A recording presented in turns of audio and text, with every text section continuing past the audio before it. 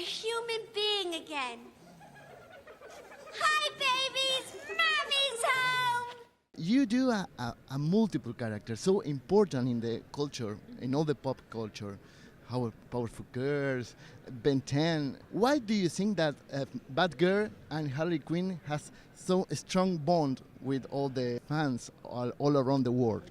I think, for me, Batgirl was such an inspirational character. As a little girl, I used to read the comics and collect toys, and to play such an important, strong female character and give little girls and little boys this really strong woman to look up to was an honor.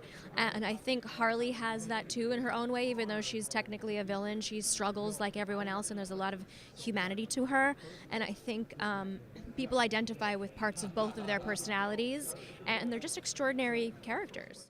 But while you have your gallery of rogues, I have my grove.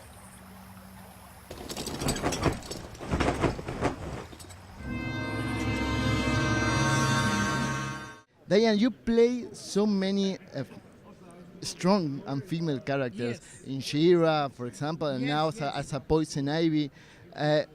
Do you feel that it's something changing right now with a strong woman in the screen? Oh, definitely. I believe, actually, when I first started doing cartoons, most of the ladies were kind of, helpless, or the girl, the wife, the whatever. No, there's a lot of very strong, iconic women now, and I'm very proud to be part of that and to have maybe influenced it just the tiniest bit with this very strong, iconic character.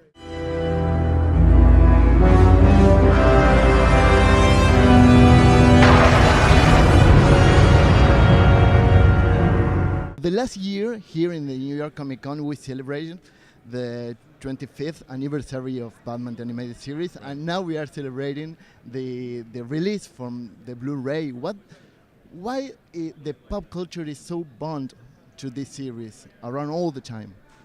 Well, Batman, what makes him so special is the fact that he's the one superhero who has no superpowers.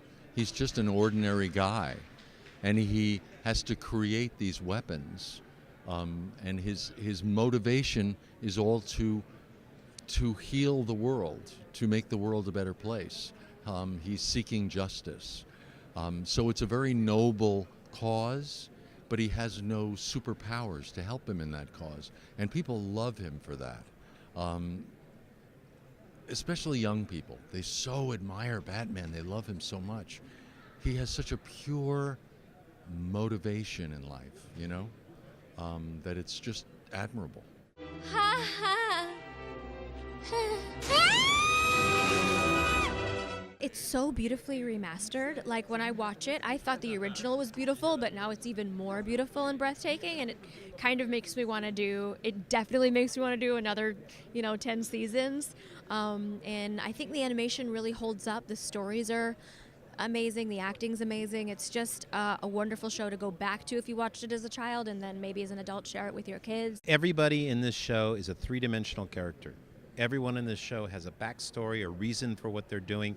Everybody in this show has dark and light qualities. They're not all 100% heroes or 100% villains, maybe except for the Joker, 100% villain. But we have people like that in our world too. In the real world, there are people who are clearly 100% villains. But for the most part, people are kind of in the middle, in the gray area, and that's what I think people relate to. They see real, relatable people, and that's why great movies are great plays are great. Anything where the writing is like that, where you have three-dimensional people, that makes this a great show too. It's well done. It's almost Germanic in its cinematography and shadows. It was real acting as opposed to cartoon acting by the people. And excellent scripts and beautiful animation. I guess it just was one of those. You never know why something pops. You don't know.